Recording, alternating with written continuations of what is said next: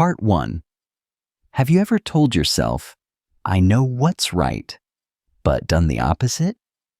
Have you ever said, this isn't who I am, yet stayed in that situation anyway?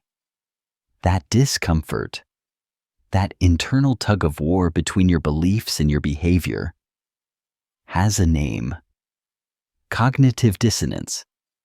It's the mental pain we feel when two parts of us are in conflict: who we say we are, and what we actually do, what we believe, and how we behave.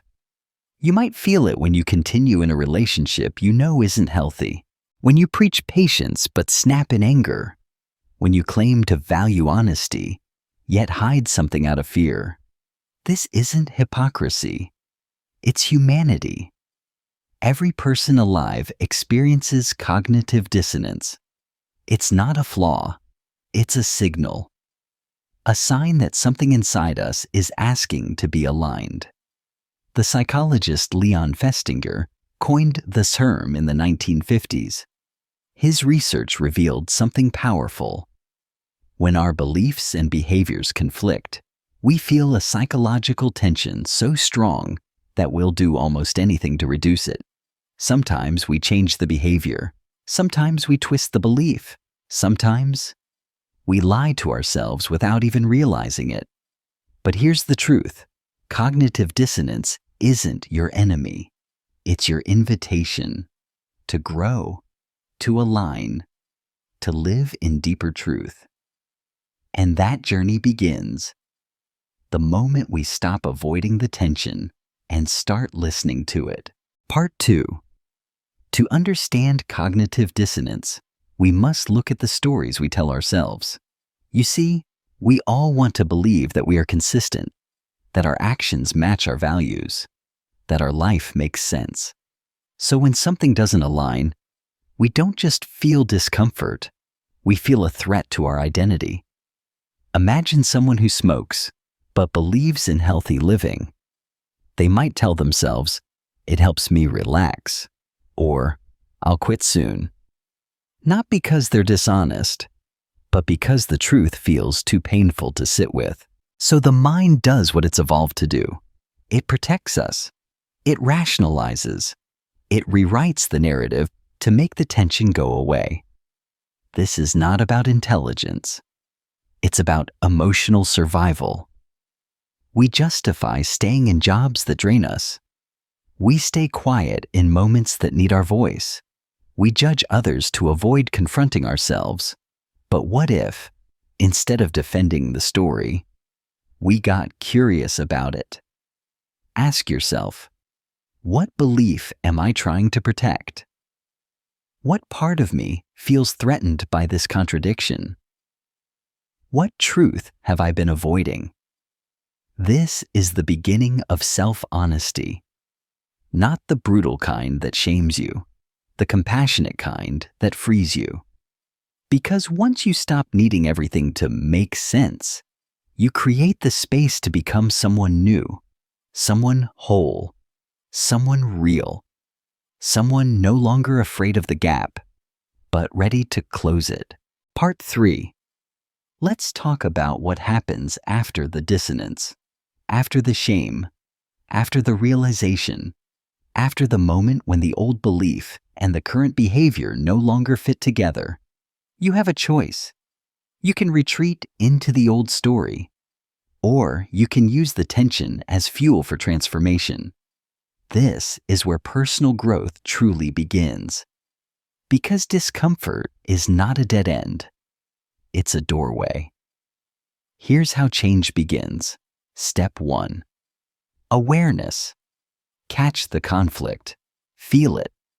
Name it. I believe in self-respect, but I'm staying where I'm disrespected. I value presence, but I'm addicted to distraction. Awareness isn't judgment, it's clarity. Step 2. Ownership. Instead of blaming others or circumstances, ask, what's within my power to change? Step 3. Alignment. Now you begin to adjust. Maybe you change the behavior. Maybe you revise the belief. Maybe you grieve what no longer fits. This is not an overnight switch. It's a slow unfolding. It may feel vulnerable. It may be messy, but it's sacred. Because to live in alignment, truly, is one of the most peaceful and powerful things you can do. It's the moment your inner world stops arguing with itself and finally starts listening. Part 4. Now we reach the most difficult part of this journey. Choosing truth over comfort. Because let's be honest, comfort feels good. It's warm, familiar, safe. But growth asks something else. It asks you to sit in the heat of your own contradictions, to feel the tension without escaping it, to look at the beliefs you've outgrown and still hold on to. And it asks you to let go. Let go of the version of you that needed those beliefs to survive. Let go of certainty. Let go of performance. This isn't easy. You might feel like your identity is falling apart, but maybe it's falling together into something more honest, more grounded, more real. Carl Jung once said, "The privilege of a lifetime is to become who you truly are." But to do that, you must be willing to face the dissonance, to ask, am I living my values or just repeating my patterns? Am I choosing peace or avoiding conflict? Am I protecting who I've been or honoring who I'm becoming? Truth is not always comfortable, but it is liberating. And when you choose it, you stop living a divided life and start living a life of integrity. Part 5. So where do we go from here? We go inward, not to escape the world, but to understand our place in it. Cognitive dissonance will never fully disappear.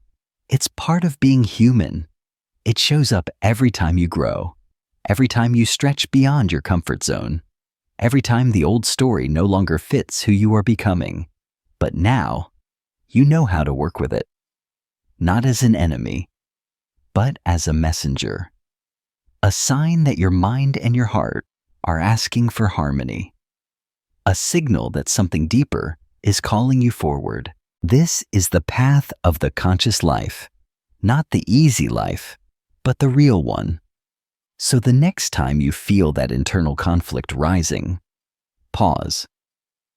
Listen. Ask yourself, what is this trying to teach me? Where am I misaligned? What needs to change? In my beliefs, my actions, or my understanding of myself? And then, move gently. Move in the direction of wholeness, of self-respect, of truth. Because the more you choose alignment, the less energy you waste pretending, and the more your life becomes a mirror of who you really are. That's what freedom feels like. That's what peace sounds like. And it all begins with the courage to sit in the discomfort long enough to hear what it has to say.